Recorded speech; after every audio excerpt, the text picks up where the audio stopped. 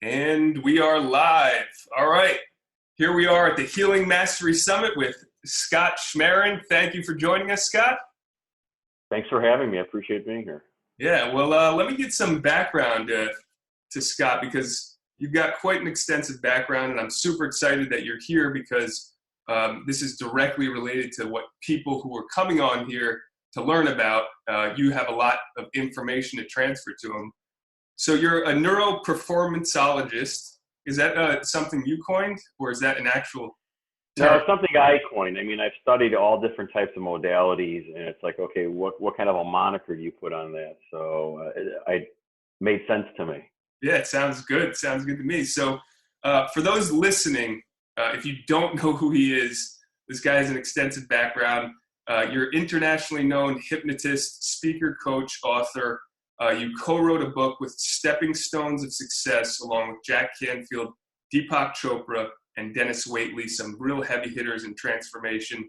And you're also the creator of the Quadratic Formula for Success, which is a life transformation program that you created to help yourself lose 180 pounds. And that's something I'd love to talk to you about. And those that don't know, he was on Oprah, and even Oprah said, if Scott can do it, I can do it, and so can you. So these are coming from Oprah's words. And then you're a regular on the Howard Stern show. That's the first time I've actually heard you.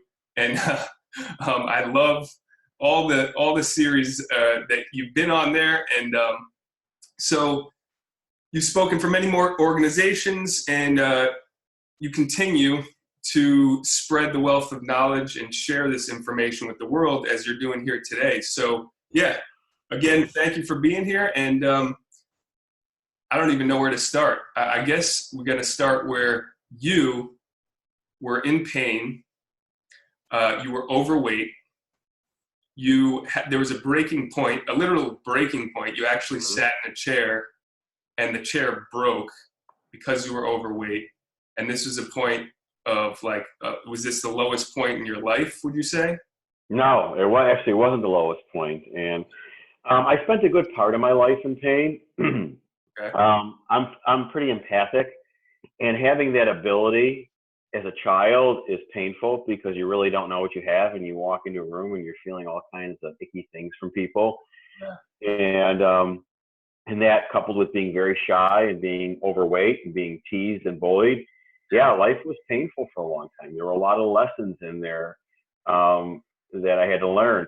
But actually, the lowest point wasn't in that situation. So I had a situation where I was at a New Year's Eve party, and I was really excited to be invited. I mean, I didn't get invited to many parties, and there's probably 50 people there. And I made myself a big plate of food, took my Diet Coke, and I went and I saw this beautiful rocking chair to sit down in. And I sat down in this rocking chair, and just like a scene out of a movie, it broke. When I say it broke, it didn't break. I crushed it. It's like there was wood flying everywhere, sprawled on the floor, food, Diet Coke everywhere, and the whole room just froze. And they all turned around and they looked, and they all started to laugh. And I guess it would be funny if you were watching it, and I was so embarrassed. All they wish is that I was about this big. They could go run and hide in the corner, and nobody would see me.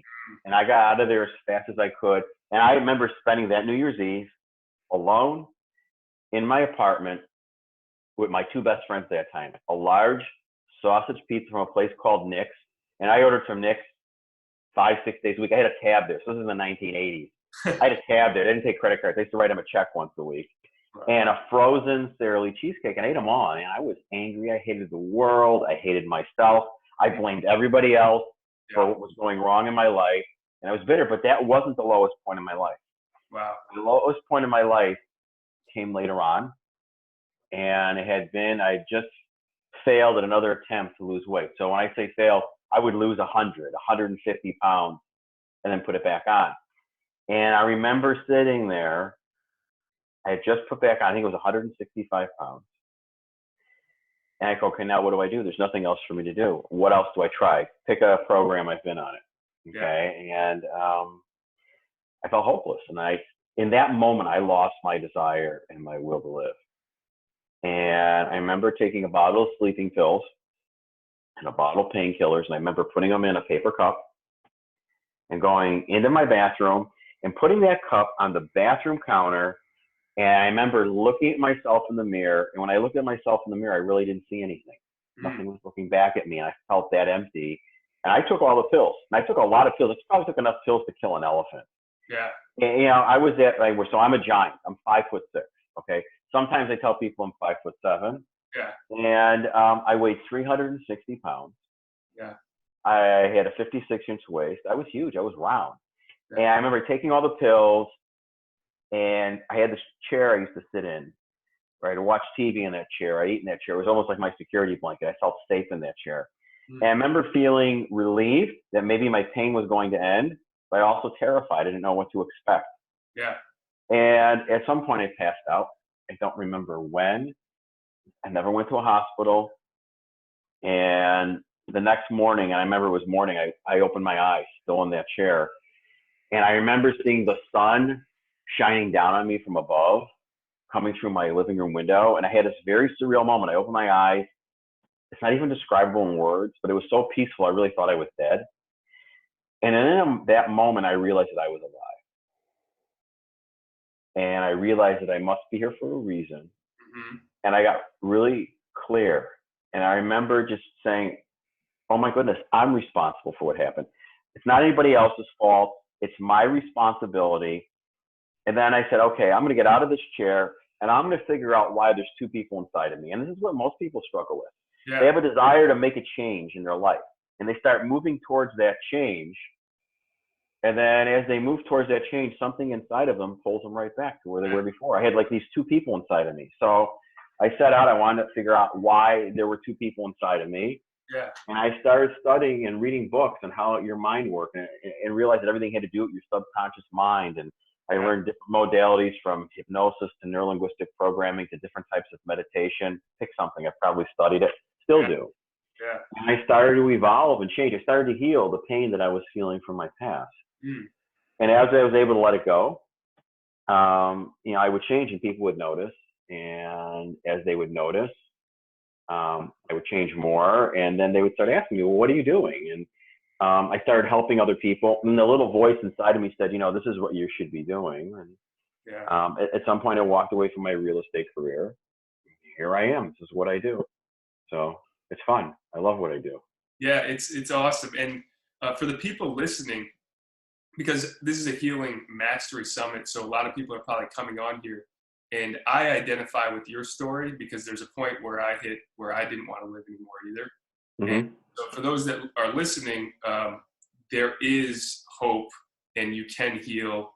And I was at the lowest point of my life at one point. I never thought I would come back and be normal again.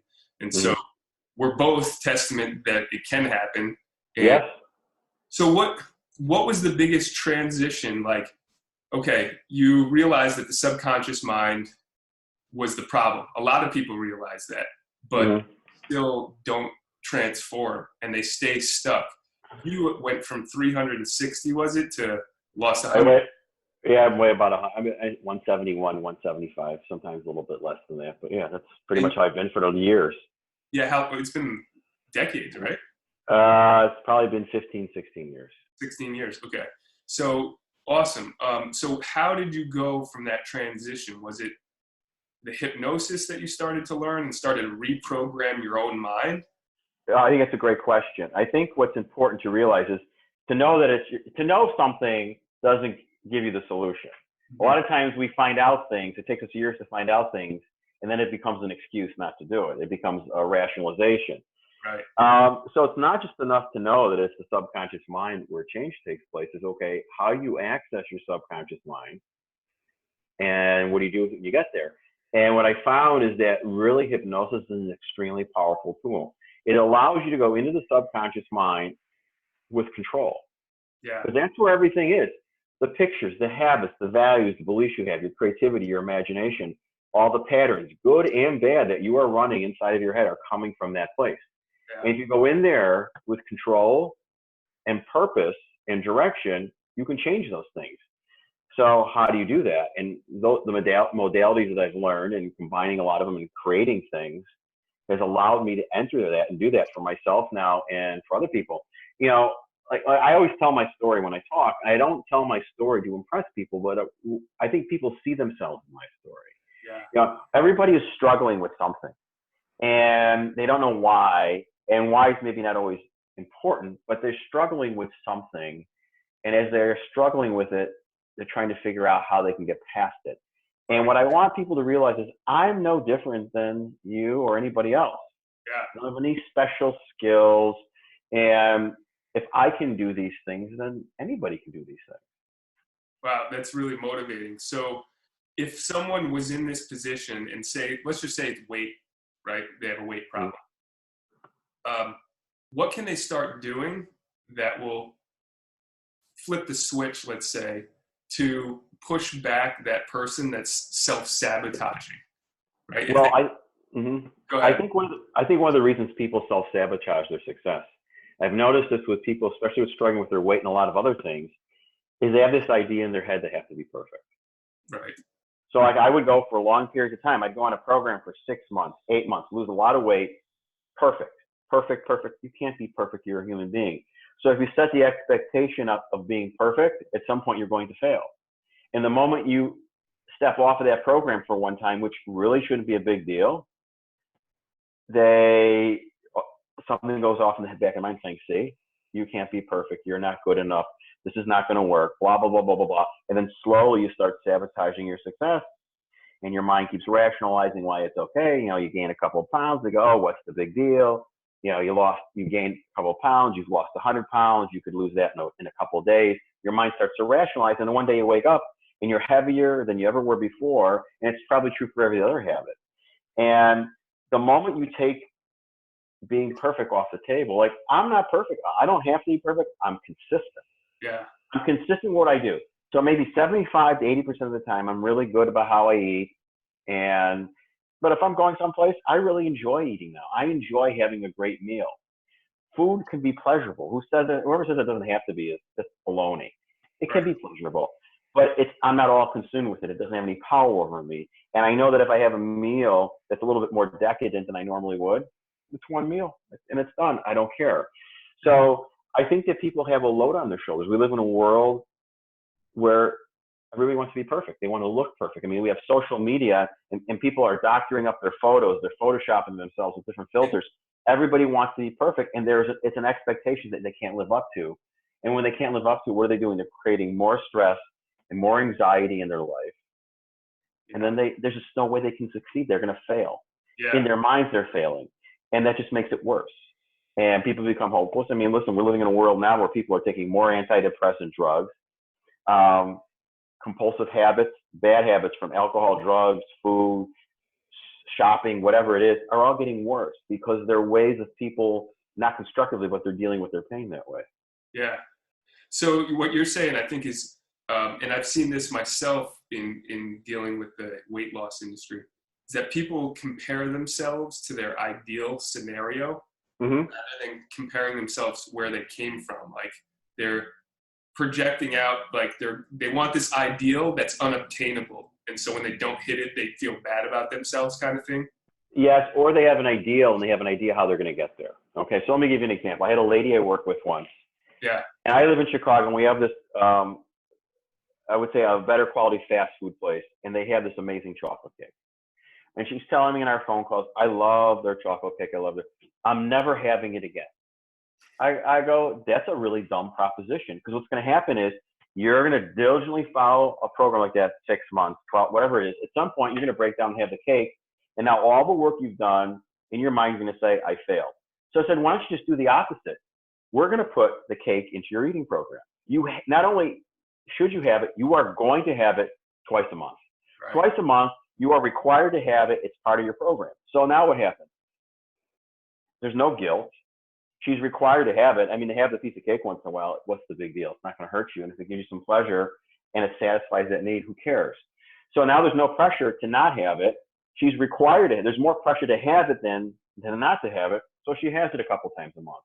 But we make these unreasonable requests. And I think a lot of people fail at their goals. You know, a very small percentage of people accomplish their goals, whether it's weight loss, business, whatever it is. Yeah. Is they fail for there's a lot of reasons, but they fail for the two main reasons are is they have an idea how long it's supposed to take. Yeah. Probably wrong. You know, if I've been heavy all my life and I have an idea how long it's supposed to take me to get to a certain weight, right, I'm probably not, I have no idea what I'm talking about. Okay. Yeah. Yeah. Okay. So now what happens is they don't meet that expectation and they think one of two things. I'm not good enough. Right. I can't do this, or what you're teaching me doesn't work. And so what do? They jump off.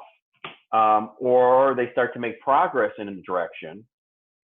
And then they move forward, they get some momentum, and then they stop doing what they were doing because they don't think they need to do it anymore. Right. And in all those cases, it's the old part of our mind. You know, the subconscious mind doesn't distinguish between what's real and not real. And it doesn't distinguish time, and it doesn't distinguish between what's right and wrong. Right. It doesn't have a good or bad filter. So if you've been heavy all your life, that's your norm. It's going to protect that. So now you go on a program where you're restricting your eating, and you're doing things you didn't do before, and your mind's saying, well, in the back of your mind, it's saying, well, wait a minute.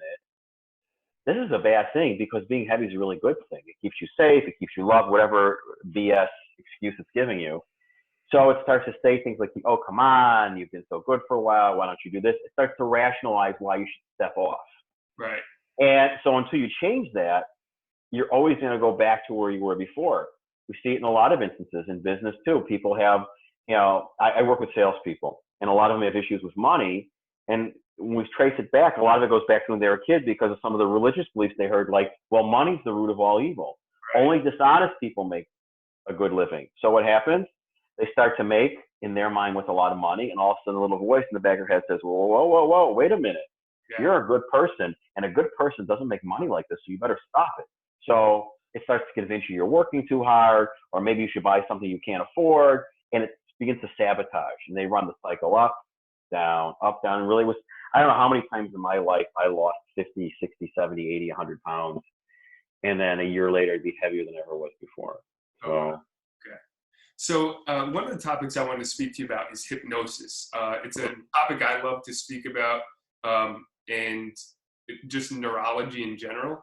But most people probably listening to this, I don't know, I would assume that they aren't familiar too much with what hypnosis is. A lot of people think, oh, hypnosis, I've seen on a show, and some guy does tricks and gets someone to just quack like a duck or dance funny on stage. And but hypnosis is a really powerful tool that people can use on their own. They don't need a hypnotist, but it can enhance their performance. Is this correct? Maybe just go into a little bit about hypnosis. You know, hypnosis, I have found, you know, I use a lot of modalities, and I use a lot of different modalities like neuro-linguistic programming, things like that, in the hypnotic state. Right. And in fact, the guy who created NLP, neuro-linguistic programming, Dr. Richard Bandler, has stated that hypnosis is the single most powerful state of mind to use to make change. Mm-hmm. And it's also the quickest. Right. It's not hard to access. You know, people have this misconception of what hypnosis is. They think it's a stage show that, you know, you're going to bark like a dog or cluck like a chicken. Right. But the reality is, it's really powerful. You know, people say, well, I can't be hypnotized. You're in and out of the hypnotic state all day long.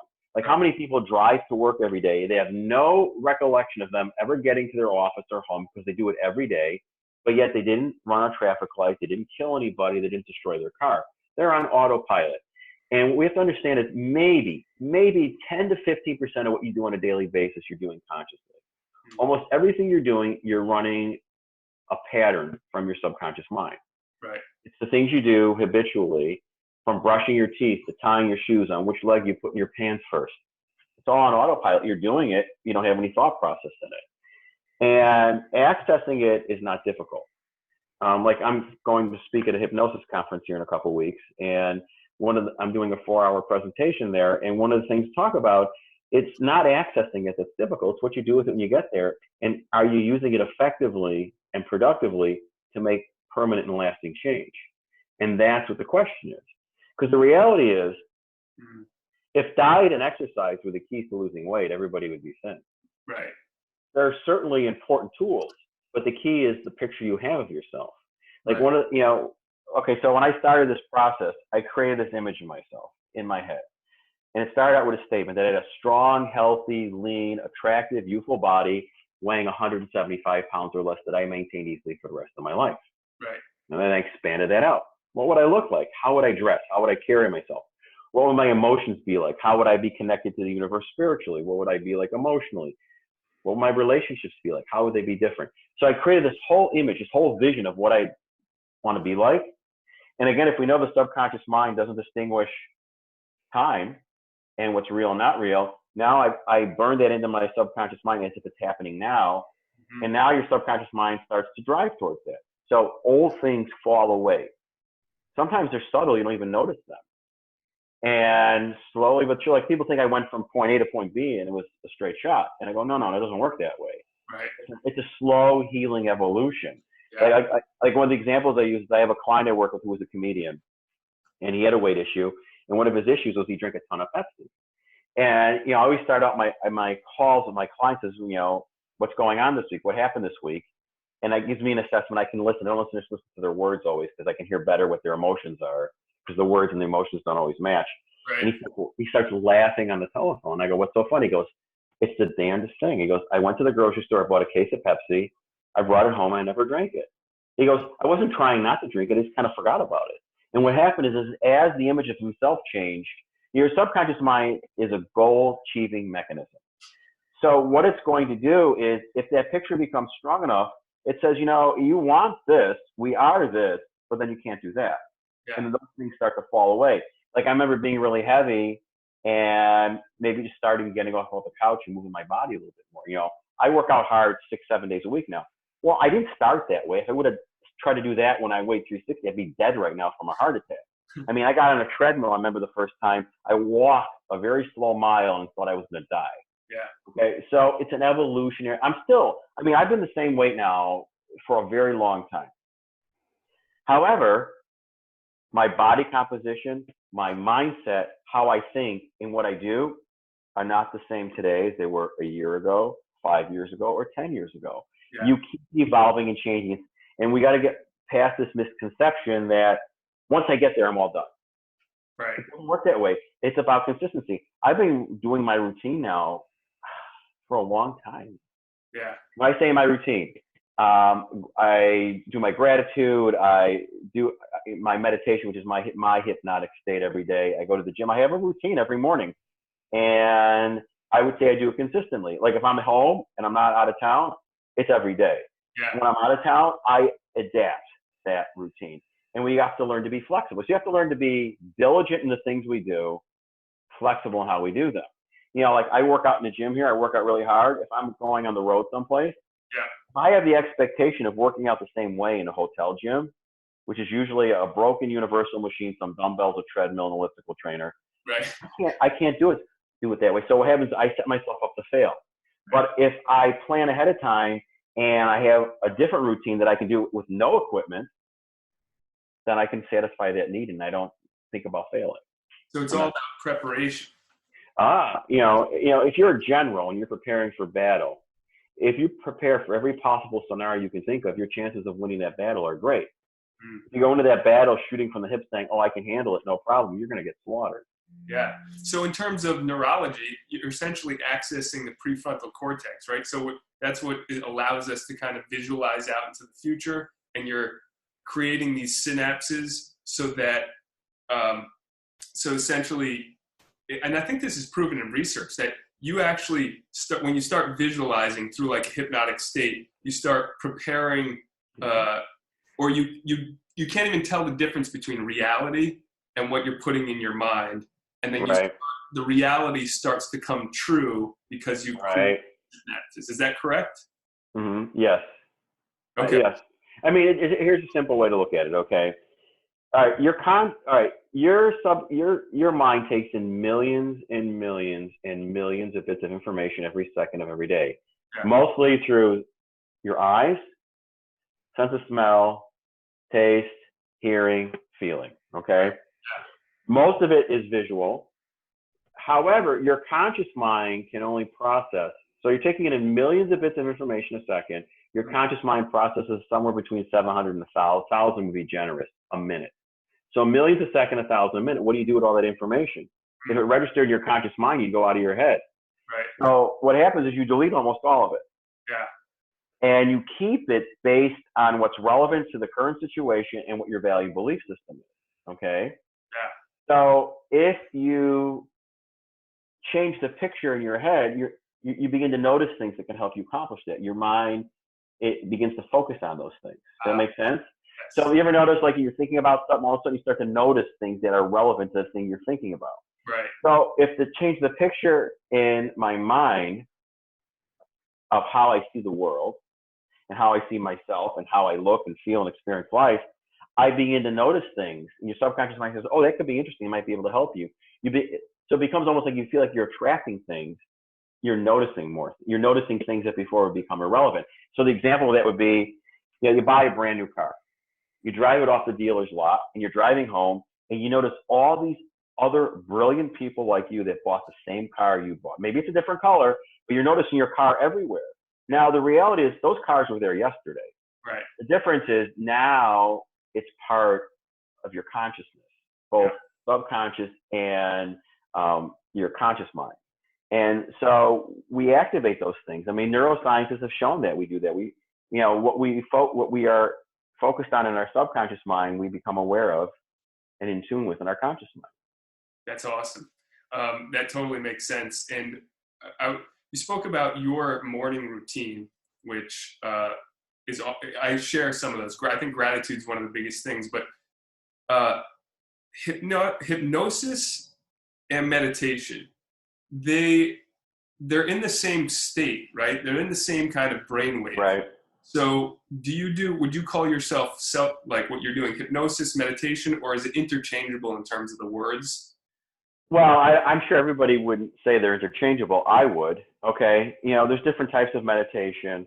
So a more traditional Eastern, transcendental meditation is about silencing your mind. And a lot of people struggle with that because they have busy, active minds. I'm one of those people. And it's great if you can do that. But if you're entering, my perspective is you're entering the subconscious mind, why don't you just do something with it and give it some purpose and direction?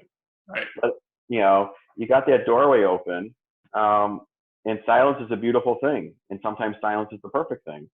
And sometimes, directing your mind to what you want it to do is a wonderful thing. I think it's very important. The reality is your subconscious mind is looking for something to do. So you have a choice. You can let it randomly pick something, and of course, it's got the mentality of a 2-year-old that doesn't care. So if it sees something that's interesting, that's really bad and detrimental, it'll go for it and say, "Hey, this is a great thing." Yeah. Or you might just tell it what you want it to do. And if it's because it's going to drive towards something anyway, why don't you control what it's driving towards? Yeah. So basically, taking control of your own mind and taking responsibility is the biggest thing that you've seen people transform and basically transform their life. Is that like the first step? I think so. I think for the average person, I would say that if you want to talk about hypnosis, you should probably go see somebody. But if you're going to do simple things at home, like a good example is every night before you go to bed. Mm-hmm. Again, we're creatures of routine. Whether you know it or not, you have a wake-up routine and you have a bedtime routine. Right. That bedtime routine is as you get closer to sleep, your mind is starting to slow down. Yeah. So you're slowly entering into alpha. And so when you're laying in bed at night, think about what you really want. Think about what you want to be focused on. In fact, a better idea would be take some time and write out how you want your life to be if it's already happened. What you look like, what you feel like, how you carry yourself, what you're doing for your living. And write it out clearly, like you're writing out a novel. Write it out in great detail. So actually, think about it, it's the greatest novel of all. It's a novel about your life, right? Yeah. And then make a short paragraph that maybe it's like one scene out of a movie, where that scene to you would represent all the success you want to have in your life. Okay. Like a 10 or 15-second movie trailer, where if you see that in your mind, it means you've gotten all these other things. Gotcha. And then every night as you're going to sleep, just think about it and let yourself fall asleep. Because your subconscious mind is up 24/7. That's where all your dreams come from. Good dreams, bad dreams, crazy dreams. So why not give it something to play with all night long? Yeah. In fact, if anybody's read the book Think and Grow Rich, Napoleon Hill's original work, Law of Success, he talked about these highly successful people, the people that really created the United States the way it is now made it such a huge industrial power at the time. People like Henry Ford and Alexander Graham Bell and the Wright brothers and all these people that really created great things. They would do that. They would, every night before they would go to bed, they would focus on what their chief, as Napoleon would say, their chief aim or their definite major purpose in life is, and they go to sleep on it. Yeah. In fact, Napoleon Hill talked about is deciding what you want, focusing your conscious attention on it, then turning it over to your subconscious mind, and then turning it over to the infinite intelligence of the universe. So if this has been done by some of the most highly successful people throughout history, why not do it yourself? Awesome. That's amazing. Now I wanted to ask you about healing. Mm-hmm. What would you say your definition of healing is? Do you have a definition of healing? You know, I look back, healing is an evolutionary process. Okay. It's about, because healing is not making the things from the past go away. It's taking the things from the past that you've learned and maybe that caused you pain, and then taking what you learned from that and moving forward. And it's an evolutionary healing is an evolutionary process. Right. It's about discovering about yourself, focusing on the qualities you have about yourself that are great and wonderful, and maybe learning to be with other people that have some of those qualities. Right. And it's about moving forward in your life. Healing is about moving forward. It's really that simple. I have a tendency to make things really simple. Whether it's right or wrong, I don't know. But, you know, I know that if it's not simple, I'm not doing it. And I also know if things are too complicated, nobody does them. That's so true. So. Totally. So have you seen when you change the subconscious mind to do these pictures that you just talked about, like going to bed with this scene in your mind, does that cause somebody to let go of dis-ease, what we'd say? Yeah, it can. You know, again, so your subconscious mind, I say, is like a great mathematician. So if you give it the end game, here's how I want it to turn out. Yeah. Then your subconscious mind says, well, in order for you to do that, you've got to do this. In order to do this, you got to do this, and starts to work backwards to the present moment. Right. So yeah, it works things out. You know, what happens is people focus on what they don't want, and what happens? They get more of what they don't want. Right. So if you focus on what you want, you'll move towards what you want. And in order to get what you want, this old stuff has to fall away. Right. So it's not saying, I don't want to be in pain anymore. I don't want this. I want this. This is what I want to be happy. I want to be successful. I want to enjoy life. I want to be loved. That's what you want to focus on, not on the opposite.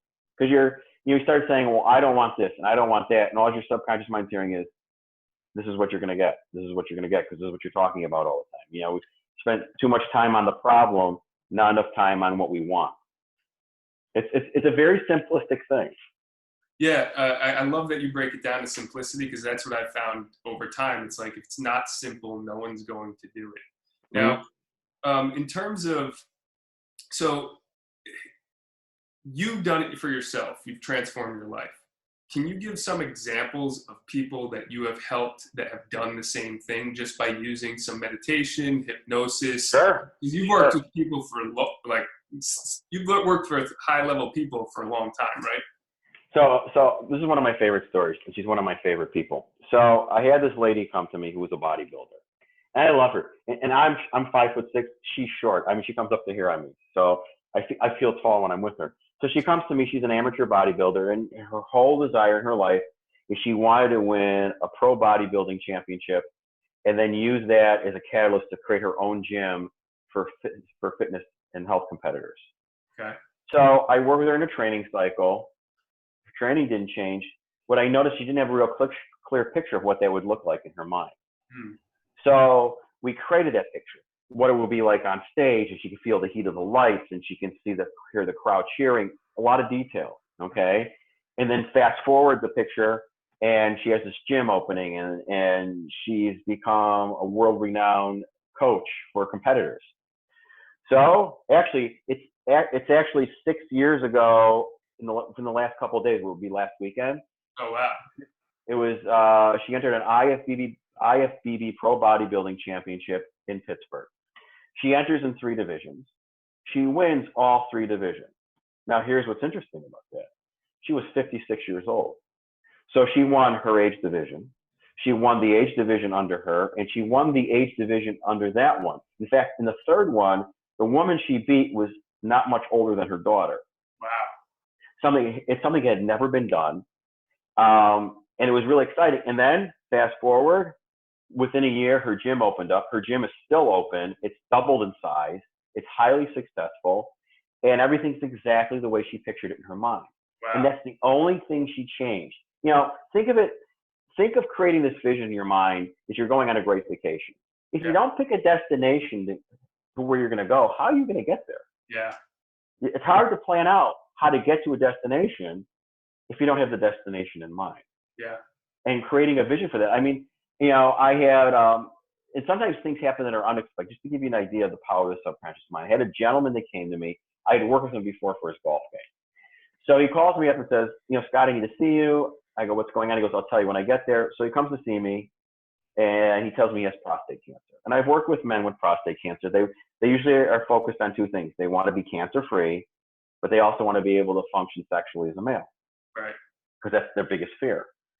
So I work with him, and it's the day before his surgery. He's going to go in. He's going to have surgery, one night in the hospital, come home, and recover. Right. And so a couple of days before surgery, I do a session with him, and I record the session.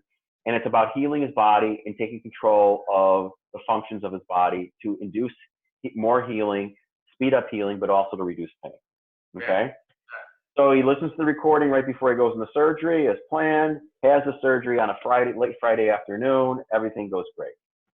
Well, hospital shift changes from the weekly people to the weekend people in the hospital. And then something bad really happens. Somebody made a huge mistake, and he was given a lethal dose of heparin, which is a blood thinner. And he starts hemorrhaging. He's hemorrhaging everywhere. His blood pressure is dropping. He's bleeding everywhere. Now they call the emergency surgeon on call. He's already in an emergency surgery. Wow. So they're telling his wife that he might die because they can't stop his bleeding. So in a moment of clarity, he takes out his phone with the recording on it, puts on the recording. He raises his blood pressure almost 20 points. 2 hours later, they were finally able to perform emergency surgery on him. Now, with a lethal dose of heparin in him, he was able to clot his blood.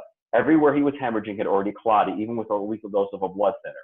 Wow. And if he says it was his ability to control his bodily functions using that recording that saved his life. So we have that ability. I mean, here, some people think those are far-fetched stories. Even the simple things. A little kid falls down and skins his knee. It hurts.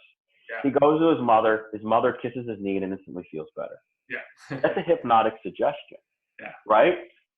It's very powerful. We have those things all the time. We just don't even realize we use them in our daily lives. Yeah, I was just reading that we have the ability to slow the death of red blood cells just by our mind.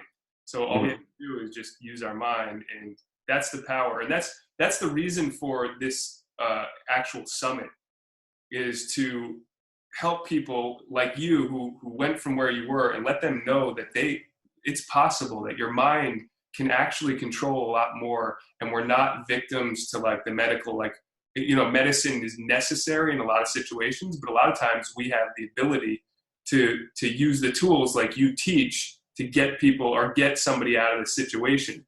Is there any other situation or maybe people watching this who are sick, suffering, they need healing, that they can do instantly right here that might just like trigger something or get them to feel better? Or like, is there any tool that you can? Well, I think usually doing the same thing is they need to create a picture of how they want to be healthy.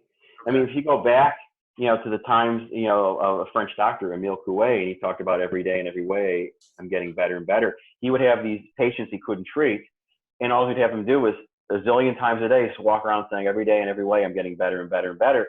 And what they're doing is they're changing their self-talk, and some of them would get better. Yeah. You know, okay, so you look at the pharmaceutical industry, okay? They measure the success of a drug against the placebo. Right. Okay, and most of them don't perform any better than a placebo, or a small amount. So the question is, why aren't we studying placebos more? Why aren't we, if we have the ability to trick the mind into creating, when you have a placebo effect on some of these things, they've actually done studies, their body's actually producing the same chemical reaction that the drug would produce. Right. All induced by the mind. Yeah. So why not? years ago, there was a book written called The Relaxation Response by a Harvard medical professor, Dr. Herbert Benson. And it was about meditation. He called it the relaxation response and how it helped people. And basically, in the summation of his book, that people that meditated were able to access that relaxation response through breathing, live longer. But then he wrote a book after that called Beyond the Relaxation Response. It's like, what if people did this to the extreme? What would happen? So they went to places like India and Tibet, and they studied these monks and these gurus that all they did was meditate all day long. Right. So in one of the places they went to in India, the gurus, or whatever you want to call them, they would meditate in these caves in India. Yeah. And one of the things they didn't understand is they'd go in there for 8-10 hours at a time. And what they didn't understand is they were natural habitats for cobras, and they wanted to know why they weren't getting bitten. Okay. Well, when they started examining their bodies, they were getting bitten all the time. Wow. They had no recollection of being bitten, and the poison had no effect on them because they weren't acknowledged. They were in such a deep meditative state, it had no effect on their body. They were immune to it. Or they would go in Tibet, and these guys would go out in the snow in the middle of the night in just a loincloth, go into a deep meditative state, stay there all night. They didn't get cold. They didn't get frostbite. Their body temperature was normal. They had the ability to control their heart rate, the surface temperature of their skin, anything they wanted to from practice. Yeah. So we have not even tapped in to the ability that we have in our minds. We're just scratching the surface. And what you're doing these things. Yeah, even just doing these things. Yeah, what you're talking about too is going mainstream now a little bit, right? With the I don't know if you're familiar with the Wim Hof Method. No. So Wim Hof is now he's sharing that with the world. It's basically a breathing technique, but he sat in the ice bath for 2 hours and his core temperature didn't change. And they started to study him specifically because they would show that doing the breathing techniques, you tap into the mind in certain areas of the mind, like these monks would do after 8-10 years of meditating. So it is coming more into mainstream, and so that's the idea, is we share this with as many people as possible, so people take their health back and they are in control. So, well, let's see where we are at time. So we got about 10 more minutes. Is there anything right now that you'd like to share about yourself, that maybe people can find you and work with you, and how you work with people? Like if someone was looking to change their life, how do they go about working with a hypnotherapist? Well, if they wanted to contact me, they can. I still work with people individually. I work with people all over the world. So geographical location is not a problem. They can come and see me. So actually, what's funny is we're talking about healing, is I am actually doing a TED Talk in New York, September 7th. And the title of my talk is Healing the World with Kindness and Love. Oh, no way. Yeah, that's the title of my talk. In fact, the theme of the program is Healing the World, or Fixing the World, I think is the theme of there. So it's kind of appropriate that we're having this talk right now. Yeah. But really working and focusing on finding, coming from a place of kindness and love is really everything. Because what happens is you create a new vibrational force and energy inside of you, and it really is contagious. Yeah. And so you come from this place and you start to share it, and then it affects somebody else, and it affects somebody else. And we start to create a chain and a new vibrational force in this universe. And that's where healing takes place. Because right now we live in a very divided world, and it's not good. So, but, if people want to get a hold of me, I think you guys have my contact information. I don't know if you want me to give it out or not, or. Yeah, go ahead. We're going to share it with everybody in the video above. Okay. So if people want to get a hold of me, I'll give you my personal email address. It's my first and last name at gmail.com. So it's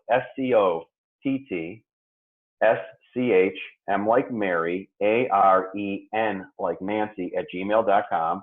Here, I'll give you my phone number. It's 847-331-5848. And that is my number. Or if you want to get a hold of me through my website, it's www.ultimatevisionarymind.com. You probably find me by Googling my name too. So that's how I found you. I remember hearing you for the Howard Stern show, and I just said, I want to interview that guy for this summit. And I typed in your name, you popped up. You saw the Oprah Winfrey. You guys, if you Google him, you're going to see him on the Oprah Winfrey show, which is pretty powerful stuff, hearing his story. So I love what you said. Love, kindness, but also gratitude. You do a daily gratitude list. I found that to be one of the most powerful things in my morning and meditation. Yeah, it's an easy thing to do. Well, so here, I give this to all my clients. I've been doing it for a long time, and I've been posting my gratitude on Facebook probably now for 3 years without missing a day. And so I give this to my clients too. I say, okay, every day I want you to find 3 things you're grateful for, 3 things you love or like about yourself, and 3 things you're good at. Oh, cool. And they have to be different every day. Yeah. So what happens for the average person who's not used to thinking that way is after the second or third day it gets really hard because they only can see the big thing. Yeah. And what it forces you to do is to start thinking in a different direction. Yeah. Because a lot of the self-talk they have is very negative. And you learn to find gratitude in small and simple things. And when you start to do it for a while, you learn to find gratitude even in negative things, when things happen to you and how you react and how you respond, what you learn from it. And what happens is you change the way you think that way. But it only works if you do it consistently. All these things work with consistency. It's the simplest tool we have. And I would say on the journey as you go on these things is to embrace the 3 best friends you have on this journey, which are patience, persistence, and faith. Patience is knowing that however long that journey is going to take, that's how long it's going to take. You know, we have an idea how long it's going to take in our head, probably not right. Right. And no matter how long it takes, you got to be in for it for however long it's going to take. You will get there, just not how long you think it's going to be. Right. Persistence. You know, we all think that going from point A to point B, straight line, never happens. Right. There's curves, there's potholes in the road, there's bumps. Those things were there because there's a lesson for you to learn. And what happens is a lot of times people start to make progress forward. They hit a bump in the road. Oh my God, the sky's falling, Chicken Little, and they run and they go right back to where they were before. And that's their subconscious mind resisting. Right. So knowing that whatever obstacle challenge you have to face, you just face it. And usually it's not as bad as you perceive it to be. Right. You'll learn something, you get through the other side. And the last one is faith. If you knew what you need to know to get from here to here, you'd be here already. Right. But you don't. So faith is knowing I'm going to start this journey. I don't know everything I need to know, but I have faith that I'm going to learn along the way, and I will get there. And this having that faith. So it's patience, persistence, and faith, going with your kindness and love and your gratitude. And I think that's a magical mathematical formula. Beautiful. I heard someone say you overestimate what you can get done in a year, and you underestimate what you can get done in 5 years. I think that's a very good saying. I think that, you know, listen, I've been going to the same gym now since I lived out here probably for 5 years. My 2 least favorite weeks of the year are January 1st. And it's really right around the 17th. Because what happens, the gym is flooded in the morning. Right. And it's all these people that made a New Year's resolution to change their life. Right. And they're going to do it in 2 weeks. Yep. And if they don't transform in 2 weeks, in fact, you know, there's a national holiday now. There's one of those silly holidays. It's the national I gave up my New Year's resolution day. And I think it's the 17th of January, which is about right, usually 2.5 weeks into the year. Yeah. So what happens? They're excited. They go to the gym. They work out way too hard the first time. Right. Their body is sore. They look in the mirror. They look the same. And it gets harder and harder to go back. And then they start rationalizing this is a waste of time. I'm never going to. It's a game. And again, it's trying to do too much, expecting things that are not realistic. Yep. You know, and people say, well, you know, no goal is really unrealistic. No, but, you know, if I weigh 360 pounds and I say, okay, in the next 6 months, I'm going to weigh 150 pounds, that's not impossible, but it's not realistic. Right. And what happens is you get discouraged. And and then the farther you go into it, the farther you fall behind. And then at some point you say, I can't do this anymore. So. Those are beautiful. I'm glad we ended there, and we're going to end it now because I value your time. We're about up on time. But yeah, I'm in the gym industry, and what you say is so true. It's like people push too hard, their expectations are too high, their commitment is low, and really commitment plus consistency over time is the formula for success, right? It's just like, and that's how you program the subconscious mind too, is like doing it over and over again. Yes, well, you make change 2 ways, okay? The subconscious mind changes 2 ways. Highly emotionally charged state can make change right away. We use hypnosis for that. However, most change, good or bad, takes place through repetition over and over. All the bad habits people have are from doing them repetitively. All the old negative habits they have that were ingrained in them from their environment, they heard since they were a little kid. Their prejudices, their religious beliefs, whether they're good or bad or indifferent, they were all programmed into their head through repetition. So over a long period of time, repetition is extremely powerful. Yeah. It has a lasting effect. Awesome. Cool. So any last things that you want to say before we sign off here? People are listening to you. You gave a ton of valuable information. Anything you want to say to the people listening that? I would say if you're going to start your journey, start it as soon as you get done listening to this. Because what happens is people say that they're going to do this tomorrow. Right. And then tomorrow becomes the next day, and it becomes the next day. And procrastination is the tool of your subconscious mind of saying we don't want to change. Yeah. So make a decision to change, and whatever you're going to change, and just start. You don't have to know everything. You don't have to study everything. You can do it while you start. Just start. Just take one tiny step forward in the direction you want to go in. And if you take a little tiny step every day, at the end of the year, you're in a totally different location. Success likes fast action. Mm-hmm. All right, Scott, I appreciate it. And we're signing off. Thank you, Scott, for joining us for the Healing Mastery Summit. Is there any last plugs you want to say? Can they find you on Facebook? Do you have any books? Do you have anything coming out? I have a book launch coming out in August on a weight loss book. It's called Diets Are Bullshit. Oh, nice. And it's about how the mind is a much more powerful tool than any other diet you've ever tried in your life. So the title is Diets Are Bullshit, and it's about you failed on every diet you've tried, so why keep doing it? So perfect. That'll launch in August. So the pre-launch will be in August. Cool. Well, we'll share a link here, even if it's the pre-launch link or whatever, for you. And diets are bullshit. I'm interested in that. All right, Scott. Thank you for joining us. Thank you. All right.